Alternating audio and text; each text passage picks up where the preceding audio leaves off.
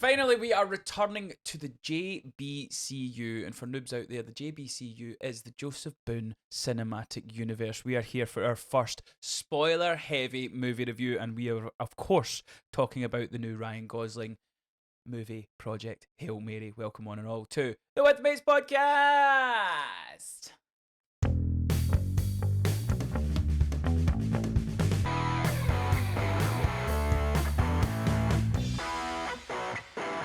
What's happening, troops? Welcome back to the With Mates Podcast. My name is Andrew Grayson, your host as ever, and yes, we are here for our first spoiler-heavy movie review of the year here on YouTube on the With Mates Podcast, and it is a biggie. It is a very, very special movie to us all, and by all, I mean the four of us. It's the first time the four of us have been in this form of a podcast review thing, because we've done it in person, but we've not done it on the screen because we have the Iceman, Baby Boone. Hello, I'm here. We have the fearless leader, the triple barrel man. He is Craig Andrew Mooney. Out of this world to be here, Andrew. I see what you did there. And we have the smackiest of smacks. He is Polly Smack. Pulse did it. I'm having a rockin' time here, an absolute rockin' smack time. I was waiting on the you had to get the smack in. I was waiting, like this. It's always my amazing part is to figure Smack. Just it's because I've been away for a wee while, and just by the immediate peaking on Paul's microphone, I'm assuming he's not set up his new. No, okay. No, it still need one of those thingamabobs that connects into the thing and the hip and the smacking. But at least my microphone was from the 21st century, so it's fine. Hang on. This is a somewhat appropriate movie. Put it to down. a degree. It's not Dune. We're not talking about Dune. The best bit is he's got like a really good mic sitting somewhere, probably somewhere over in that bit behind him, just gathering dust. I can't mind. It's in one of these boxes somewhere. I'll find it. But yes, we are here to talk about a movie. We're here to talk about the new Ryan Gosling. Is it Phil Lord and Chris Miller directed Project Hail Mary? This is one of our most anticipated movies of the year. It was one of the first kind of picks that we had in our movie draft, and it was one that when we seen the trailer, Thank you. we had mixed feelings about it, especially because Boone, you've read the book. No, I've not read the book. I knew a fair bit about it book. Before I know the book, and I think my feelings on the Bible. Haven't read it, but I know it. The words which I accidentally said while crammed full of Sudafed on the movie draft have not aged well. Accidentally. The words which I accidentally said, that's a deep cut reference just for one person. They haven't aged well, and I'm so glad they haven't aged well. Cut it in now. Because I was Cut it in wrong. now, please. We're not cutting it in now. Cut it in now. I could see Project Hail Mary being a good counter pick. I don't know, there's just something about it because they were showing a lot of the plot in the trailer. I think that when they do that, a bit of smoke and bluster. Smelly, bunny teeth. Yeah. What was your song again? I can't remember what my song was. Smelly ticks. No, it says Joseph. It's the things he makes. It's Joseph and his smelly ticks. Yeah, that's it. I prefer the Mooney song, but yeah, here we go. Yeah, that one will never fucking leave my head. I know that fucking verse for verse, bar for bar. But yeah, we are here to talk about it. We're going to do spoiler warnings, but what we'll do, if you've not watched the podcast before or listened to the podcast before, this is what we're going to do. We're going to give you non-spoiler thoughts, just top views of what we thought of the film.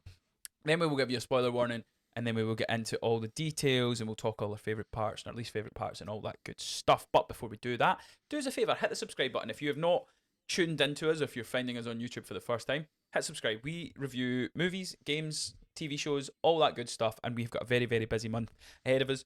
We will be talking about, in some way, shape or form, Daredevil, Invincible, The Boys, and the Darth Maul series all this month. We might sneak in a couple of wee movie reviews, such as this one that you're watching just now, Project Hail Mary. We might also, depending on how it's taken and if we can see it soon enough, we might be talking about Super Mario.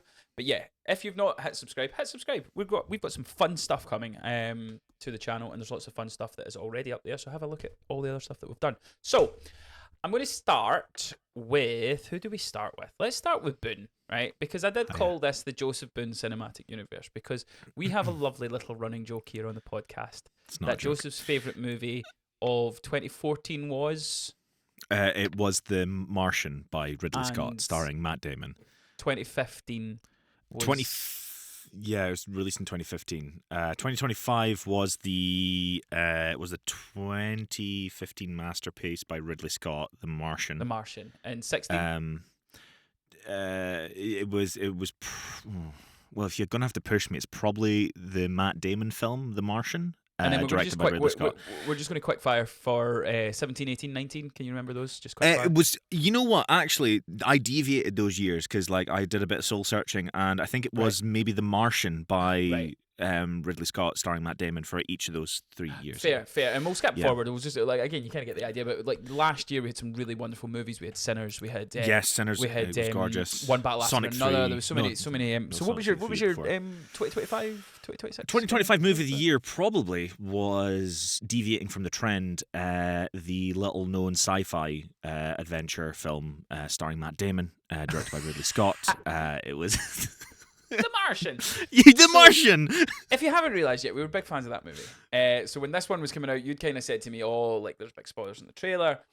And again, we don't need to add it in, but when we were doing the movie draft, you were like, "Oh, I don't know about this film." What are your thoughts on Project Hail Mary?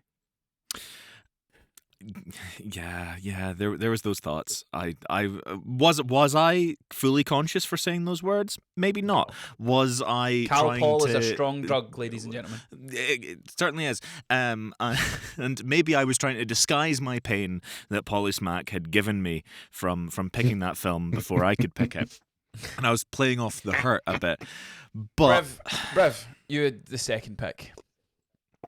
Yeah, but I had to hurt you and take Spider-Man, didn't I? So that's your fault. It's your doing. I know. Because I think if you people. didn't take Avengers, I don't think Paul. Oh no, I took Avengers because Craig took 'cause Spider-Man. Craig took Yeah, Spider-Man. Yeah, he hurt me more. yeah. I was barely there. And I was there to just pick up the bones. Would you have took Avengers? Would you have took Avengers if you didn't take it? That's a difficult one because I was still pretty set on taking the Odyssey. Yeah. And I was surprised no one had taken it at that point. Yeah. Potentially, yeah. Yeah. Fuck you, Boone. Yeah, but despite the words which I accidentally said on the movie draft, I have been thoroughly I've literally just come out the cinema. I saw it an hour ago, and I was blown away by this film. I went in worried that Gosling wasn't going to deliver what I wanted him to deliver, and I was worried it was going to be subject to a little bit of Marvel-esque humor. I don't know why. I just had because it kind of looked like he was just playing a version of himself. But that's most actors now. Can we be honest, right? See, most actors now, that is what they do. Most movie stars. Actually, there is one exception. Go on. There's a man that Tom does Cruise. blend into any role he does. No. It's ironic because of his name, but you cannot cage this actor because there is no caging the cage. I'm not Nicolas Cage. I'm not He's a entertaining at this point. chameleon. Look, this is a great podcast, and I'm so happy to have this team, but I am putting my foot. We're not entertaining that guy anymore, right? I'm not having it unless we are directly talking about that motherfucker. He no appear, okay? Just you wait till Spider Noir's out. I was waiting to say, yeah. It's going to be so poo. And Nick Cage ranked. Oh yeah. Have fun It's with happening. that, guys. Enjoy. I will be here. Paul has to do Star Wars. You've got to do Nick Cage ranked. It's only fair. No, it's not. I've done it. That's the difference. I've done it. And I'm not forced. It's a fun bit that we do with Paul that he has to do Star Wars. He doesn't have to. If he doesn't want to be here, he doesn't need to be here. I'm not forcing anybody. I'm not doing Nick Cage ranked. Because the thought, again, realistically, there's two good films, if that. And they're both National Treasure. Con Air as well. So there. That's Two the good films. Smelly take, Andrew. I'll do Nick Cage ranked. Those are the only films I'm watching. Clip it. I'm not watching anything else. Yeah. So my rank list will be 3 films. Joseph, National you know what to do. 1, 2. Just edit out the I last understand bit. that, yeah. Edit, yeah. Try me. But do you know what was a good film? Go on. Project Hail Mary. That was a good film. Yes. What a That was a good segue! film. What a King of the segue! segues. Shall we talk do about it. it, gents? Because Yeah, I let's am get non-spoiler thoughts as well, right? So quick, vibrating. we'll do it quickly because Boone is chomping at the bit. Paul, what did you think of Project Hail Mary? Because you are the most sycophantic. You don't like things. I alluded to this a little bit, I think, on our catch up. There was a film last year I watched called How to Train Your Dragon in IMAX that made me forget I was watching a movie, and I got that exact same feeling with this. I was just in the cinema watching it, enjoying it. It was great. I feel like Joseph has feelings Totally with on Paul on my this, by the way. comments, but Totally yeah, with Paul on I this. just sat there, enjoyed a movie. I was totally blown Which is away, unlike you. and I wasn't thinking about how this Which was, is like you. which is that or that. Yes, exactly. Thinking. That's what we all think of Paul back. But The Thinking Man's yeah. podcaster.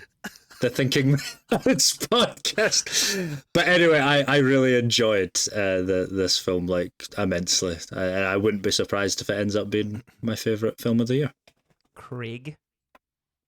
Yeah, again, as I said on the catch up as well, I think we're going to be hard pushed to find a better film this year. I think it's Ryan Gosling's best performance, and what I would like to say at the top of the episode is that I Crazy Stupid Love. hope beyond all hope that he gets some recognition for this in the award season next year, because we've got to start giving these films the love that they deserve. You know, like we've got to start doing it. It's just not If- fair. I think If we can genre. give it to vampires, we can give it to space. put that in the Nick Cage list. I'm not talking about Sinners Reboot ever again. I agree. I think Ryan Gosling's fantastic in it. I don't think it'll get much. I think it'll get some I think it'll get visual effects, Best and Picture? cinematography and stuff. I don't think it'll get Best Picture. Nominated, maybe. I don't think so. It just doesn't have that feeling. Like, see, when you look at the list of the Academy Award nominated films, they're not. But it these- should. Oh That's no, the I thing. agree, mate. Should have that list, feeling. my list for these kind of film for if I wanted to award films would be completely different and stuff. Don't get me wrong. No. My favourite film was Yeah. Sinners, and Sinners did really well at the Oscars and stuff. But no, this film to me is so special. I wept like 3 times. Yeah. I think the soundtrack, the score, the cinematography, the visual effects, everything was stunning. It was so, I would have easily sat and watched another hour of Rocky and Grace. And there just was apparently. traveling. Mate, I'd happily watch it. See if they done an extended cut and put it back in IMAX. Fucking, I'd be the first one there. The way I described it was like it's a man and his dog. You've done The Martian, but you've gave him a dog, and you just watch these two people or two things bond together. And I loved I unfortunately missed the first, I think, 5 or 6 minutes of the film just because of traffic. Like, I left for a 25-minute journey. It took me like 50 minutes to get there, so I didn't get there in time. But the way they structured the movie with the flashbacks and the flash forwards and things like that. So I'm not 100% sure how it started. I'm assuming it was when he was in the school and stuff like that. And it Coming started out of- with him waking up. Yeah, coming out of the coma yeah. thing. Yeah, so that was the part I missed, but from clips that I've seen, I've kind of put it together. But the structure of the film was fantastic. I know you said that the twist was I was kind of wrong. given away. Well, you were and you weren't, because again, like, I've seen Ryan Gosling kind of talk about it where he was getting interviewed and he went, we're going to talk about the alien. He's like, well, fucking yeah, because this is what it's about. Like, this is what the film is. But I get what you mean, though. Like, I don't know. Just to me, I felt as if like it just I was on the edge of my seat. There was so many moments where I was just like, I don't know where this is going to go. And this is the thing. I don't know if were Lord and Miller part of The Martian. Do we know? No. No, They weren't? I don't think. Right. So what I will say is they had a lot of the same beats as The Martian. So you see that point in The Martian where, spoilers for The Martian, where his poo potato house blows up. And you're like, oh fuck, what is he going to do? And you're just like, how is he getting out of this? And then it's like, oh, the rocket's too heavy and we need to see how they figure that out.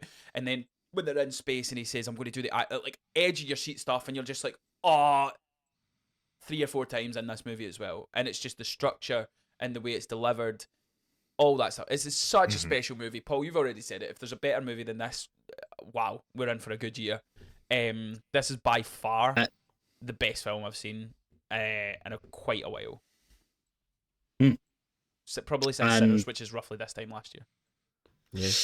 And I just want to throw out there, since we've mentioned it, definitely give don't turn your nose up to poo potatoes, because they do actually grow pretty well. Could you just open your curtains and show everybody your poo patch potatoes, please? Let's not see Paul's poo patch. He's wee poo patch out the back. I've right. got a farm for you. Is it an animal farm by any chance, Paul? There we go. That's the one. Love it. Good callback. So now, as your spoiler warning, we are about to get into the nitty gritty details of Project Hail Mary. So if you've yet to see this movie, and let me say, go see this movie as soon as you can on the biggest screen possible. If you have an IMAX, go see it in IMAX. If not, just pick the biggest screen that you possibly can. Head to the cinema, watch Project Hail Mary, and then come back and hear what we have to say in all our spoilerific details. So, who would like to start? Where are we going? How much did we love it? What did we love the most? In fact, that's what we'll do. We'll run down. What was your favourite part of this film? Let's start with Paul. Ooh, favorite part. I really liked the scene. Funnily enough, when I'm thinking about it, where he extends the bridge out, and they're like having this communicate, and they're figuring out how to talk to each other. And there's just that moment where he's like, "Take off the helmet." Yeah. And he's like, no, this is crazy. We'll find another way, or we'll try it again. And then he just takes a moment, and you kind of hold your breath for it as you're doing it, because you know this could go so wrong. And he decides, because he's sort of bonded with it, and it's the only other living thing for eons, and years. he just light years for 100 buzzes. He is the only thing, and he takes a chance, and yeah, it was a really great moment. I thought I really liked it. I hate that. Did you like that reference? I hate that made me laugh so much. No, I agree. Really good moment. What about you, Craig? What was your favourite part of the movie? I think, yeah, kind of similar to Paul, actually. I actually really enjoyed the concept of the fact that because I don't think it's something I've never actually seen before or thought of, even like what an idea is to have humans sending their champion, as it were, and then another race sending theirs, and they're both on the same mission. And I think that's a really cool idea that I've never thought of at all. So I like that part of it. But I think for me, the best like part of the film that I really enjoyed was when Gosling was being told that he had to go to space. On air. Like that like yeah, on Earth, like those scenes between him and what was the name of the female character in the film? Her name was Eva Stratt, played by Sandra Eva, yeah, fantastic as well, by the way. Yeah, so the scene between him and Eva, both in that boardroom kind of scene where he's being told, and like that reaction he has, but then also when they have their one-to-one conversation in the room, and then he runs, and he's off. Like it's just such a real and genuine reaction, and showing like what kind of person he is, and like that he is, as Ryan Gosling said in an interview as well. I saw an interview that he did for I think it was with Ali Plum for Radio 1, which does good interviews. Like this is not the kind of guy who runs toward danger. He's the kind of guy who runs away from danger, and he was showcasing that. And I think, yeah, for me that was epitomized and showing that kind of hero's journey that he kind of goes on to where he ends up, which I'm sure we'll talk about later in the film. But yeah, I think that was probably my favorite part of the film, I would say. I think it's a lovely subversion from how movies are obviously portrayed, as you say. Like most of the time you watch movies and it's like the hero runs into the fire, or like even like the portrayal of the alien, like the way you were saying, like, oh, you go and you meet an alien and it's the same, like it's a good, like we're just friends. It's not trying to take over the world. It's nothing like that. And it's like it's quite a nice kind of like moment of realization, because I've always said that is like you like to think you would be the person that runs towards the Wayne Tower falling down as Superman crashes out. You'd like to think you're that person, but you don't know until you're in that moment. And ultimately that I love the fact that the scene that you're specifically talking about where she's like, there's no other choice, and he takes that breath, and normally in a movie it would be the point where he goes, okay, whereas he was just like, yeah, no, not for me, sorry, bye fam, you'll need to think of a plan B. And she's like, you are plan B. And how her performance was great, how like unemotional, and just like she was very much like data driven, where it's like, this is what needs to happen. Sorry. Loved her performance. Which was alluded to Yeah. at the start of the film as well. That's who she is as a person, which I thought was really good. Nice through line with her character for sure. I think what's really nice about both this and The Martian, you kind of are comparing them, but you can't, because they're two different films, they're two different stories, and like, but Andy Weir, the writer of both, writes characters so humanly, and there's not a sense of like, you know, it's the stalwart hero, as you said, going ahead towards the fire. It's like people have the realistic selfish choices, but eventually do the right thing. And he's like seeing the good in people, and I find it so compelling and heartwarming, especially in the world we live in now, not political. It's just it was so heartwarming to watch this film and watch a character grapple with those survival over the sense of duty and right and wrong, and ultimately lean towards his own survival, and then ultimately being forced into being part of this project. Brilliant. Utterly brilliant. What was your favourite part? Totally right, Joseph. Joseph. My favourite part. There's so many.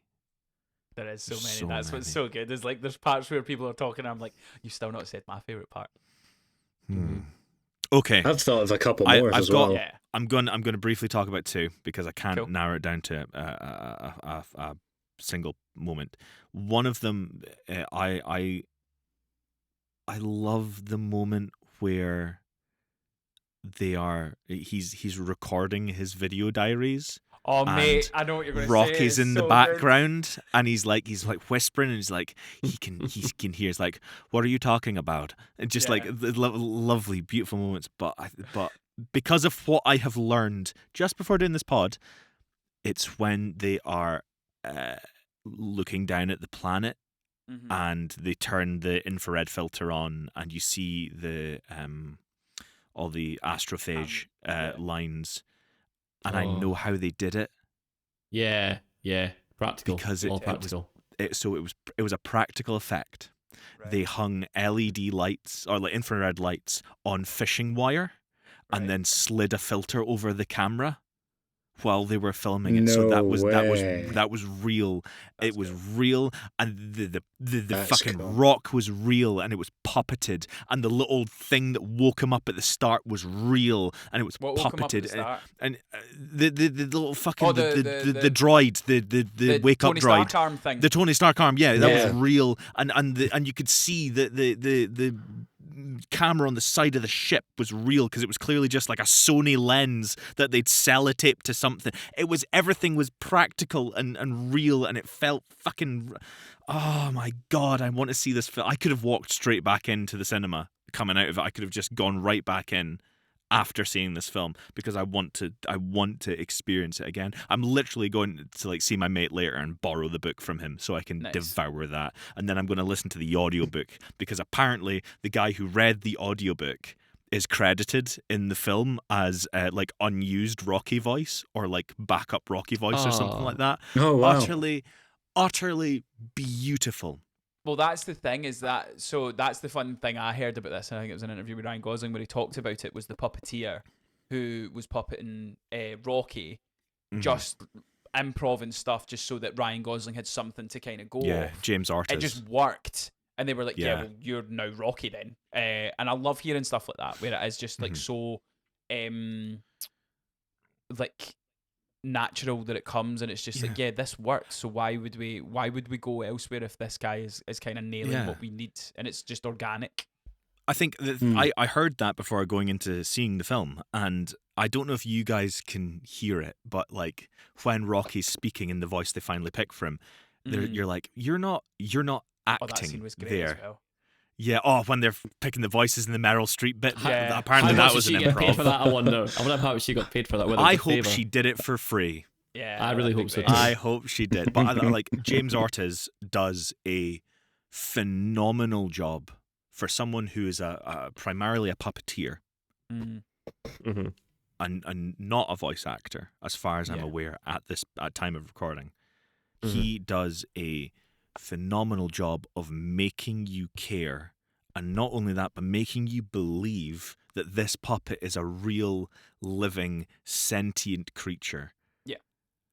Which is just bolstered by the practical set there was fuck all CGI in it, about like touching around the edge. There was I can't get all of the words out of my brain to tell you how much I love this film. It's so good. So good. Andy Weir, please, I need you to hold me, because you're a genius for writing this book and letting this be adapted. It's bloody brilliant. What was your favourite bit, Andrew? So I'm a sucker, as you can tell, for dogs. Fucking love it. Love dogs. She makes me so happy. And when I watched this, I couldn't help but think of her. So the two... My favourite part of the film was the relationship between Grace and Rocky. My favourite part of the whole film was just the relationship. How it started, the Paul kind of brought up where they were meeting at the bridge. They start doing the dance and they're just kind of waving and discovering the language and stuff. The one wee tiny, I love where it's like, why is Grace, or where does Grace live question. I love that question had to be used because he didn't understand inflection, or they couldn't work out inflection or whatever. So I love that wee small touch. The two highlights for me in this relationship was, I love the chaoticness between the two. The stuff that you talked about where he's talking to Earth, or he's doing his video diary. And he's like, he's got really good hearing.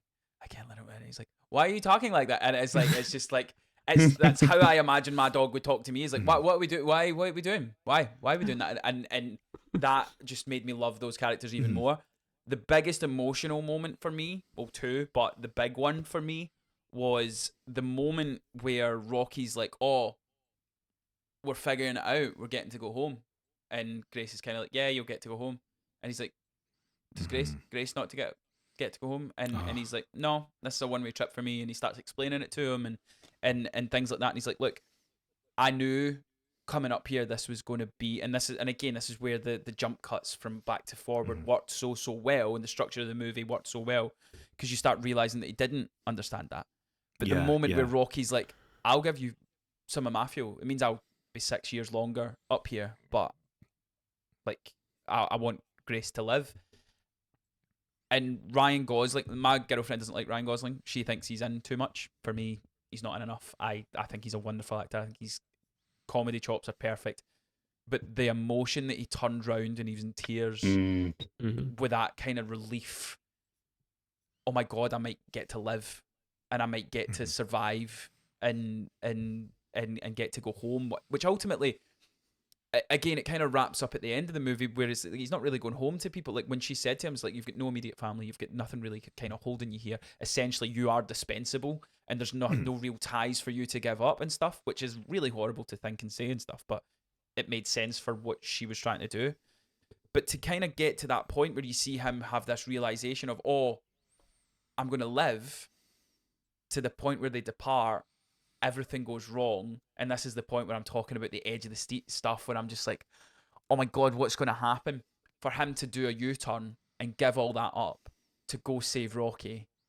And then that moment where you don't know if Rocky still lives, and then you do. My heart was up and down in this, but when Rocky came out the pod to save Grace, the trail. I was going to bring that up, yeah. And the he's like smoking as well. Yeah, and, the utilization as well of how they delivered at the start, where it's like, nobody's there to watch you sleep, and he's like, what do you mean? And he's like, right, well, we watch each other sleep, so that because we don't know if they're going to wake up.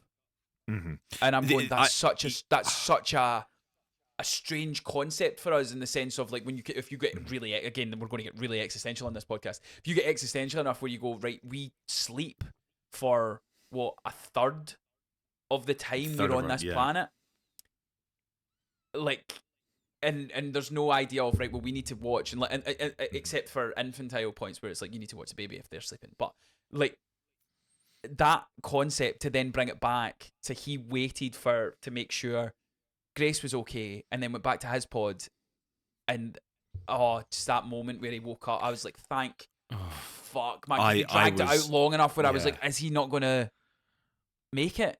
Because I didn't know anything about the book. They did like the sci-fi equivalent of Are They Going to Kill the Dog? Yeah. And but this is what I'm saying. It's man and fully dog. paid off. Yeah, it worked so perfectly. I loved that sequence because I was like in the reclining chair in the cinema, like hunkered down into it, biting my own knuckle on the edge of my. Because just before that, you'd had the whole him getting on the side of the ship, trying to get the predators of the astrophage. Which great fucking the sci-fi in this film is so sci-fi, and I love it. There's a few things I want to make about points about it. So because I've recently been replaying Insomniac Spider-Man. Because I'm going to play that then too in preparation for Wolverine. I've just been. What's that?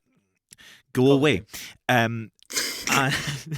You pick up like audio recordings from a certain character, and it tells you like backstory and stuff. The way that both the Martian and Project Hail Mary deliver exposition is very video game like. In the fact that it's just like, here's a short audio clip that tells you exactly what you need to know, and there's no hand-wavy sort of how do we weave it into the plot sort of stickiness. And I think it works so well in sci-fi because it's coming from the era of Captain's Log, Stardate 12, blah, blah, blah. It works very, very well, which I find so satisfying. There's a few bits of sci-fi that I know. One of my best friends, she's a biologist, and I know that she's going to get annoyed at a very certain scene where they're testing the astrophage or the predators of it, and he puts two samples on the same side of the centrifuge. That would make the centrifuge unbalanced, and I know she'll probably get annoyed at that when she sees it. little nitpick there. We do this podcast for the biologists. We so, do. You know. We do. You help every day. But I would like to make a couple of connections with this film. So, what's the film that I keep accidentally picking in the movie draft? Spider-Man. Do you know who the composer for the Spider-Man Into the Spider-Verse films are? Don't look up. No. Giacchino? No. No. John Williams. No. It's a guy called Daniel Pemberton. Right. Daniel Pemberton also did the score for Project Hail Mary. But the thing I find so lovely is he's also the composer for Little Big Planet, another amazing PlayStation game. Paul, you wouldn't know. And the fact I came out of the cinema, I immediately looked up the score, and I was like, it just. You have got, because those games had amazing soundtracks, but the fact that it's the same guy who does the Spider-Verse films scoring this, the music added so insane. much to those films. It's done so much for this one as well. What's up, Danger? So fucking good. Can we the cinematography? Can we like the shot when it's transitioning from him in space to him on Earth, and there's always like a Dutch angle or a tilt to the camera, and it slowly rotates round to be on gravity. Mm-hmm. Holy fuck! I love the sound design as well for when he's in space. For just the silence, like how well they transition between that shit. Loved it. The shot when he like peeks out the exit chamber for the Hail Mary, and it's almost like one of those classic vertigo shots of like looking over the edge of a building. Bloody beautiful. The thing about directing and cinematography that usually gets overlooked a lot is transitions. So transitions between scenes, and that's apparently something that if you're wanting to direct a cinema and be a cinematographer, that's something that you really need to study, because what it does is it really connects the film together, and it's like it really makes the film flow better if you have a good transition between things. And then, as you said, Joseph, like they really thought about those transitions in this film, especially with the present day to flashback transition. So yeah, big fan, and the fact that it's not any like barely any CGI just makes it so special to me. I think it's great. Do you know who the cinematographer is? Who? It is a gentleman called Greg Fraser, or Greek Fraser. I think it's Greg Fraser. Do you want to know the other films he did? Go on. Dune Part 1, Rogue One, The Batman. Yeah. He's worked on he's been the director of photography on The Mandalorian. No wonder it was gorgeous. Like fucking He's the Dune guy. Part 2 as well. He is He's the guy. fucking great. Lion. I'm Lion, going to what a call movie. it So here. obviously got some I think this is going background to in be sci-fi. This is going to be the best film of the movie draft. I think it's Thank going to you, be the Joseph. highest scoring. I don't think so. I think it might be my favourite. I don't think it's going to be the highest score. Mm-hmm. We still have the Odyssey, of course, which was also That's not bad. gonna be it. No, the I think Odyssey it's- is not going to be as big as this. Like as well made. Yeah. I think in terms of you might get a fan one that's a wee bit higher. You might get a 96, 97. Mm. I think Godzilla is going to take it. Really? Wow. It got a 99, like going on its past. That's like, and it's the same director, it's the same team. And we all know the sequel does just as well Exactly. Or every better. time. Toy Story 2, Shrek 2. Winter Soldier, Home Alone 2. Home Alone 2, great shout. I was being facetious, This- but No, okay. Home Alone 2 is well better than Home Alone 1. What are you talking about? Really? I think it's worse. 100%. No. I think it's worse. Are you joking? Home I'm Alone 2's also got not sure Tim if Curry. Home Alone 2's got Donald Trump. Mm. We're not political. We're not political. Shut up. Shut up. The back to the film, because I can't stop talking about it.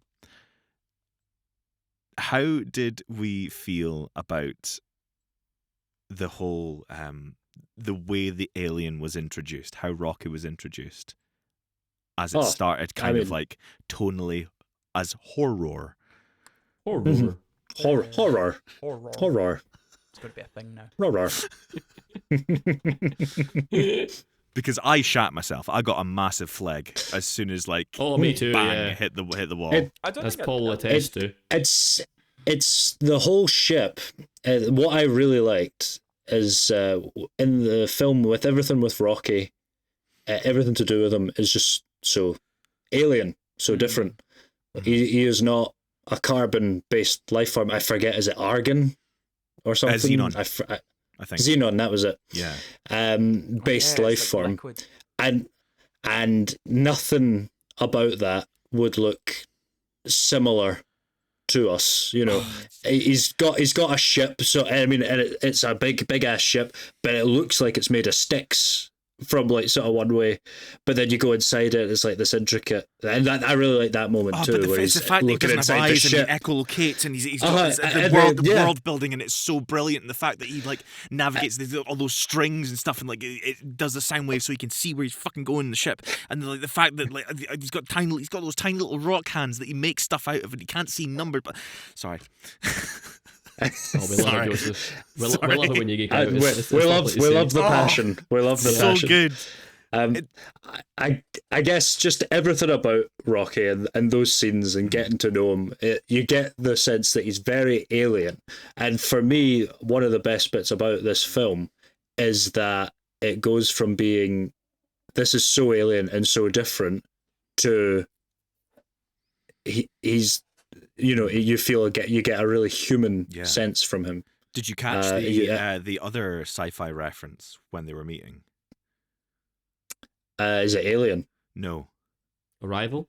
When Oh no! Sorry.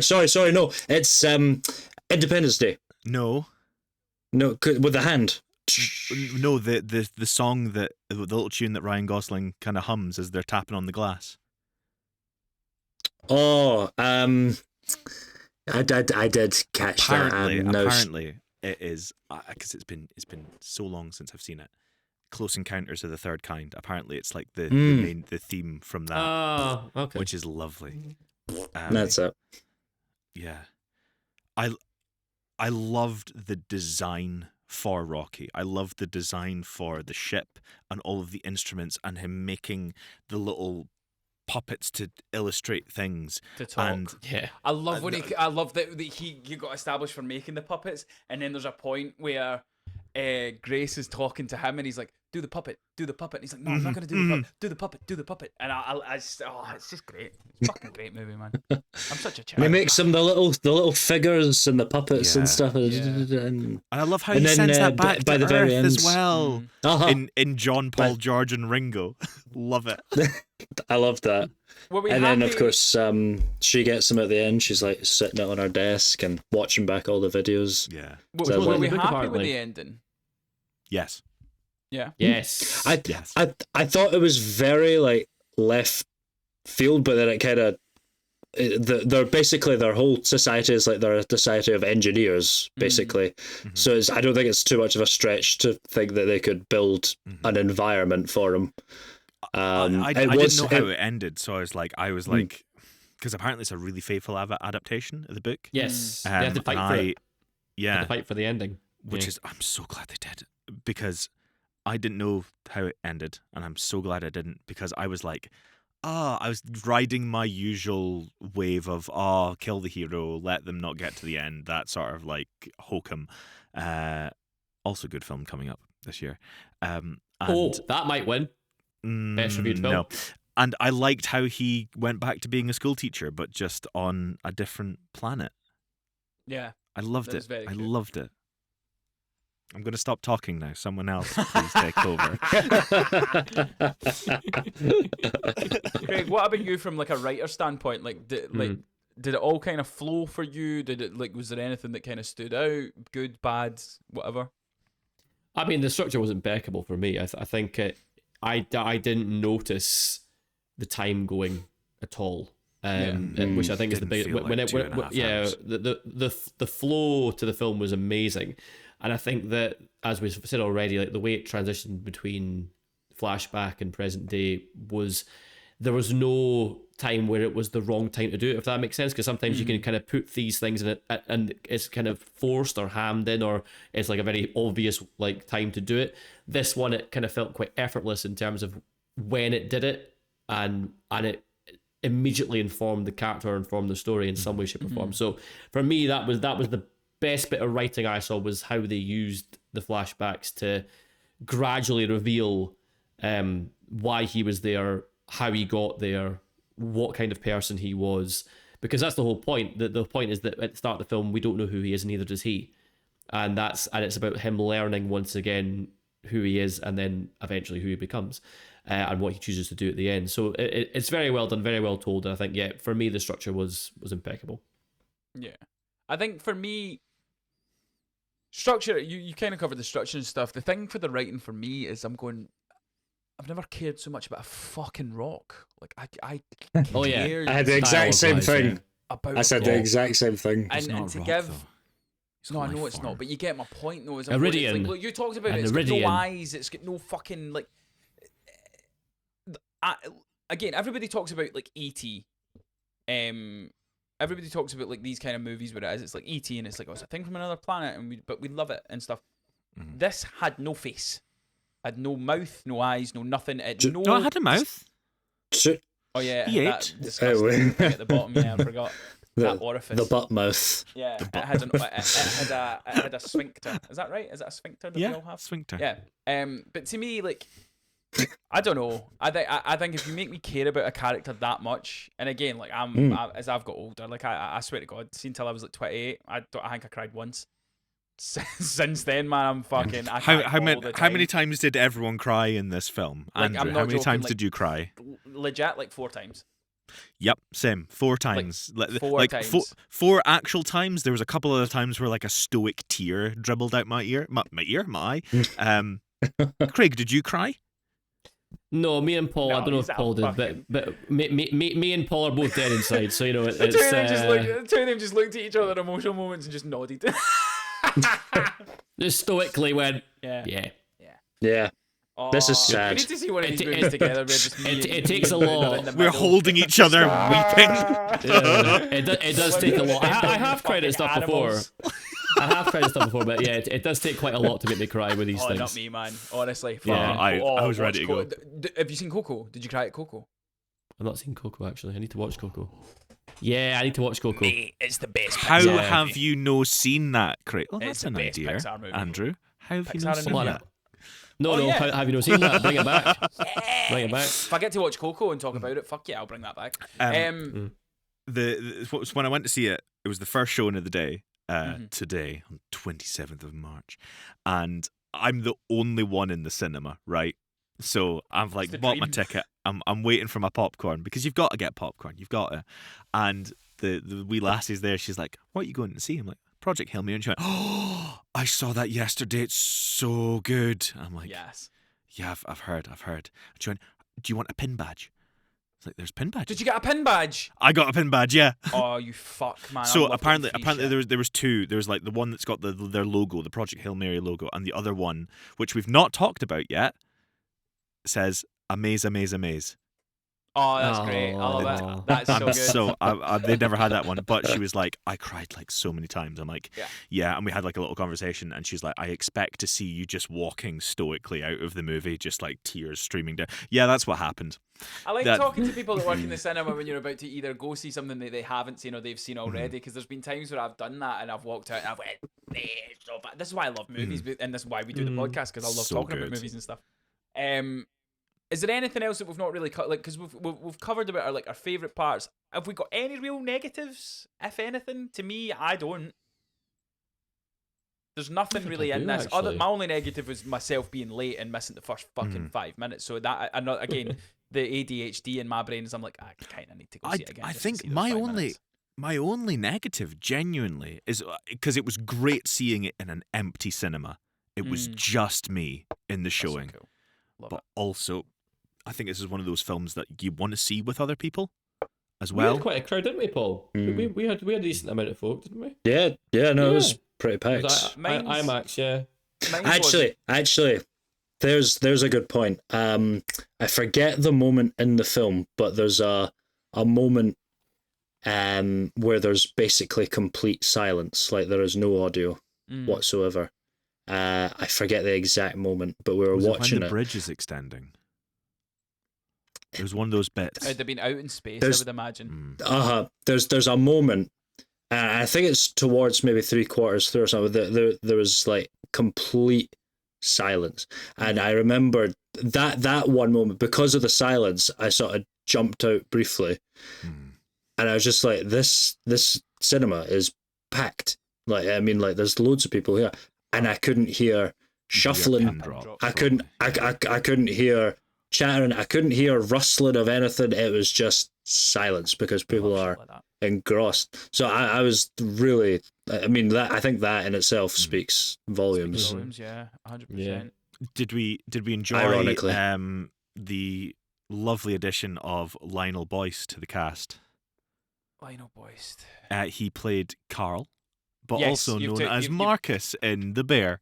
Yeah, you've taken the next point I wanted to bring up is there's even smaller moments like the putting the experiment together where they go to Home Depot and they buy like Skittles and duct tape and all that stuff. Love that. Lovely moment. And again, it's like, I don't know about you guys, but as performers, like I think if we were all like 90s kids, Joseph barely. But when you grew up, the directors and stuff that you hear about was always like Spielberg and like as we got older, Tarantino, yeah, exactly, Scorsese. My top two, Bay. yeah, Bay, 100%. Not another partner, just Michael. The thing for me is I've got older and I've started watching more and more movies. Nolan used to be the one where I'd be I'd love to work and do work on a Nolan project. My last two, my movie of the year, I'd love Ryan Coogler. Ryan Coogler is like my top. I think Ryan Coogler is phenomenal. But I had a realization looking at now, it's Chris Lord and Phil Miller. No, Phil Lord and Chris Miller. Like, Yeah. to me, the projects that they're a part of, and even that they just produce and direct and stuff, like even the TV stuff that they do, Yeah. it's so well done, and it's like the stuff that I really liked about this, like obviously my favorite moment was the camaraderie and the partnership between Grace and Rocky, but like love that they called his partner Adrian as well. Yeah. Fucking, it's such a nice touch. And it was a throwaway line, but it was just it's so good. But it's so indicative of Andy Weir's writing as well, Yeah. because the whole bit when in The Martian, when he's like, I'm gonna fly up to the probe and get caught. The whole bit in that book is just like, I'm gonna be Iron Man. I have the chance to fly like Iron Man. Why wouldn't I? But this is what I'm saying. So it goes against that, and it's Drew Goddard, I think, is the other person that writes on it. He doesn't. So Andy Weir wrote the novel. Screenplays wrote by Drew Goddard. I think both. He adapted both Martian, and there's another. He's adapting the next one, Artemis. Oh which yes! I'm already going to buy my ticket I'm already for that. there. And there's a fourth feature film that Andy Weir is writing. Oh, nice. So I'm so excited. There was a special edition Folio Society version of The Martian signed by Andy Weir. I was like, I think we were doing a pod actually. Yeah, when it we was were like, doing it when we came off and you tried to get it. Yeah, 100%. Yeah, I missed out on it, but I was like gutted. Like, I mean, it's one of those things where I'm like, yeah, you can consume all parts of a media. It might add, it might be a bit to the detriment, but I think this is one of the few instances where I'm like, from what I've heard about everyone's thoughts and feelings about Project Hail Mary, is I think you need to consume as much of this as possible, because it feels so bright and beautiful and hopeful as well. I would love to hear the audiobook, because apparently the narrator for the audiobook did a cold read of it when he recorded it. He hadn't read it previously. So all the emotion that comes into it is like straight off the cuff from him. Nice. It's but yeah, so I think just had a wee fun fact there. Go on. Sorry, just interrupt. Drew, because I was going to say, when we were talking about directors, I was thinking to myself, well, yeah, in terms of writers, Drew Goddard, I think is at the minute someone I'm very interested in, like working with or learning from her. But like I was just looking at his back catalogue. Apparently, he was supposed to direct and write a Sinister Six movie before the MCU got Spider-Man, and he was going to be doing it. Which is I mean, it's just ships in the night kind of fascinating things when you can think about your career and stuff. Like, if he's doing that for Sony, does he then go on and do something else, or is he regarded in a different light because of doing it? Or, you know, it's just fascinating. 39 episodes of Daredevil. Yeah. Wow. Yeah. That's cool. Thought he worked on Lost as well, Cloverfield. Yeah, he's done some really cool stuff. But dead quickly. Like the writing for me is where I love the part of the writing that I loved is the balance between, and it's why I think Ryan Gosling was perfect for this kind of movie, because again, as much as we're saying how good the puppet and stuff looked, he's acting against nobody. Like, he's acting against a puppet and a guy doing a voice and stuff like that. But the real human aspect that he brought into it, and like the sense of relief and emotion and hilarity and funny and like all the emotions that he had, but it was done in such a way where, again, when you do these science movies, it's very hard to get the balance between the science of it all and the emotion, the heart Big of it. Bang no, but to dumb it down to a level where you feel as if you're being talked down to because you don't understand it. There was a lovely balance with that, where it just, I didn't feel lost at any point, but I also didn't feel as if I was like too dumb to understand what they were talking about. And I think that's a real difficult, nuanced kind of balance to have with a movie like this, where it is to be with, like, again, these are supposed to be like the geeky geeks of the world, like the smartest people in the world, and not only that, this is going above and beyond where we currently are on this planet. Like, we couldn't do the things that are in these movies and stuff. So the way that they can write it in a sense where I don't feel thick, but I still feel as if it's like, oh, you're not making me, you're not talking down to me like I am a thicky dum dum.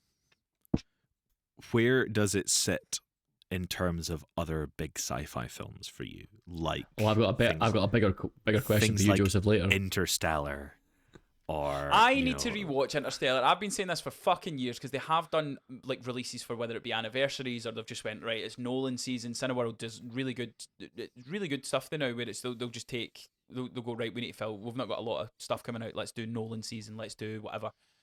I've still not watched it again, and I need to watch it again. My issue is when it was on in the cinema, I couldn't go. And Interstellar to me is the same as this movie. I want to rewatch this movie.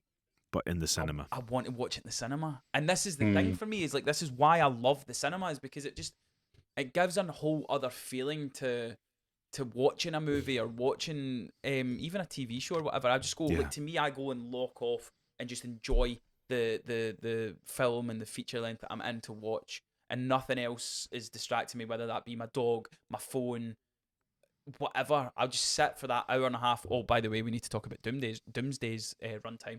But like, for that 2 hours and 10 minutes, everything was Project Hail Mary, and I will rewatch Doesn't feel this. like it either. Oh yeah, it flew in. Absolutely flew in. But to me, this is up there. This is one of my favourite sci-fi movies ever. Yeah. To be honest. Yeah. I can't think of one I liked better at this point in time. I think it's a bit different because like there's maybe still something like Alien that I don't know. I would need to really think on it. Sucks. For me, Alien is a classic. Sucks. It Well, we'll was have to made find in out like when we do an Alien 1970 and rant. it still holds up. Mickey 17, that was a good film. That was, Mickey 17 was, to Arrival? quote Andrew, dross.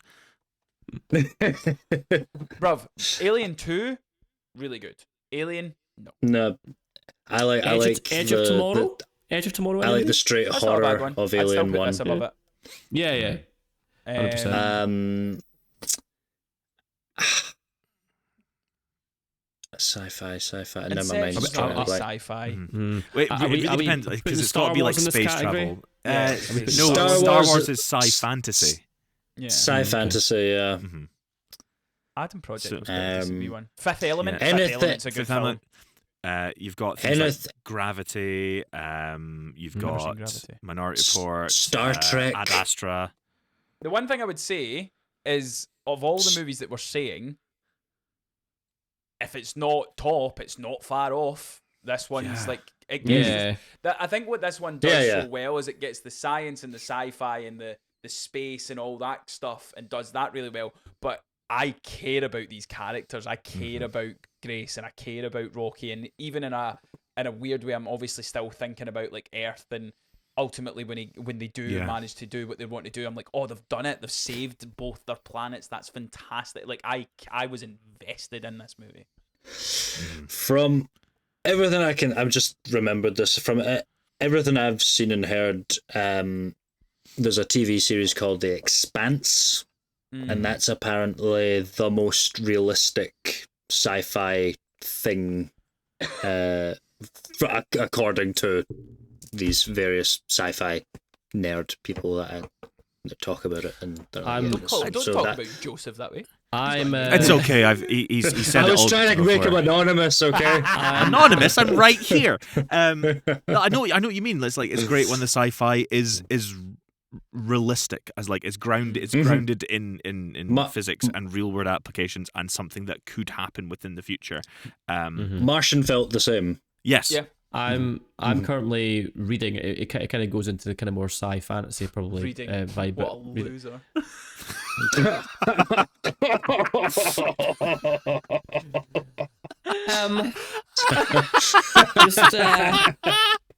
We don't read on this podcast. Put down the bill. Read? Pick up the remote. I'm saying it I didn't because know they're you could probably going to read. adapt it. I'm saying it because they're probably going to adapt it, guys. Read Craig's books. What Thank you you. I'm reading the Red Rising saga at the minute, which is it's I don't know if anyone else has heard of it, but they're fantastic and they are Yeah, I've very heard much good things. space based. So yeah, I'm on the second one of that, halfway through that. So yeah, I think it's in the minute getting adapted, but I don't know how far in the process it is. But yeah, I think that'll be really cool when it does. You know what's great think- sci-fi?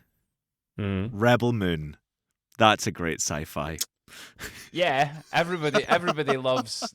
Everyone loves Zack Snyder. Everybody loves Zack Snyder.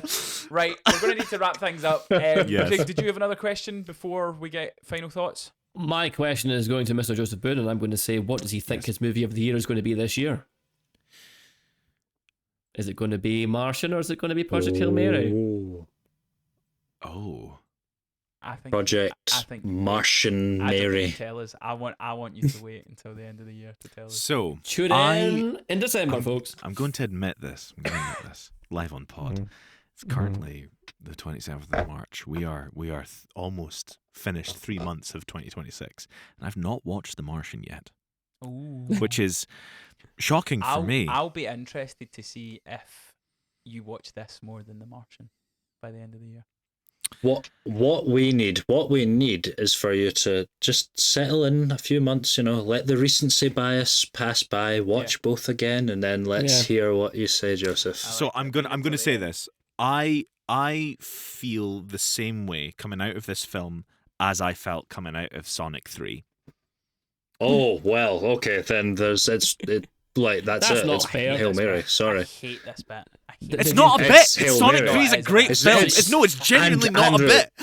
Genuinely not a bit. It's of all the Sonic 3. 3D kind of movies you could pick, man. Like I know it's live Sonic action 3 animated, is but the As I said, is the Andrew greatest movie of all It's the time. greatest video Andrew game fell movie of all asleep, time. and I went to the toilet like 3 times. And for Sonic 3, like it was hard. It was hard going. I Both just- of you are it- Philistines. I literally just I stepped out. I was like, I'm so fucking bored. loved Sonic 3.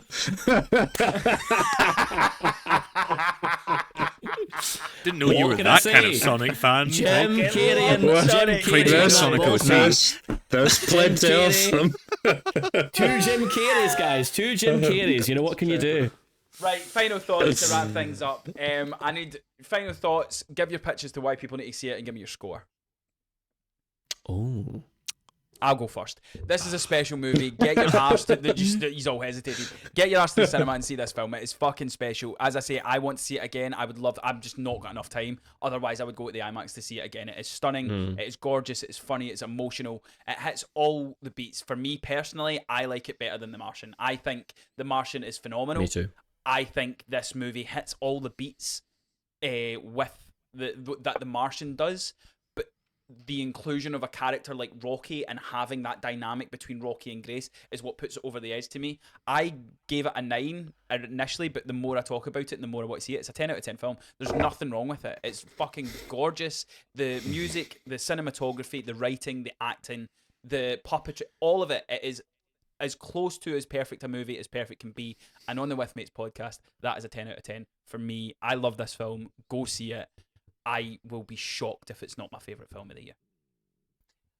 Yeah, I can't disagree with that at all, to be honest with you, Andrew. I think I echo those thoughts for sure. I think we're going to be hard pushed to find something better, as you say. I think that I can't fault it. I can't fault it at all. I think if you're wanting a film that pushes the boundaries and really goes for, like, there's no CGI. There's barely any CGI. It is a well-made film. If you're into film, like if you're really into like learning about film or learning about different aspects of film, go and see this film. If you're not, it doesn't matter because it's a cracking film as well. If you're just a general cinema goer that you just enjoy watching movies, it's still going to entertain you. It's an entertaining film. It's got heart. It's got humor. It's got a fantastic story and a fantastic premise. So yeah, 10 out of 10. Go and see it. Paulie? You love practical effects like I do. This is the film for you. I didn't even realize while watching this it was as big a practical effects film as it was, and I think what's great is because I didn't even think about it half the time. There was no part where I was like, that Rocky looks a bit weird here or something. Like, I mean, obviously it's weird. He's a rock spider, but in the sense that I don't believe it's real or really there. It felt real the whole time because it was. This is a heck of a movie. I struggle to give anything 10 out of 10, but when we're saying... Apart from The Legend of Vox Machina. The Mighty Nine. You gave that a 10 out of 10. The Mighty Nine. Apart, like, we were thinking, like... Yes. What was wrong with this movie? And I'm, like, really struggling. It's, like, a hell of a cinematic experience, and it just ticks all those right. It's a great story. Practical effects, like... It makes a rock alien human, like, If you say in a way, if you say 9 after this, I am going to be furious. it's a solid 9.5. No, Fuck off. It's I- not. I'll give him that.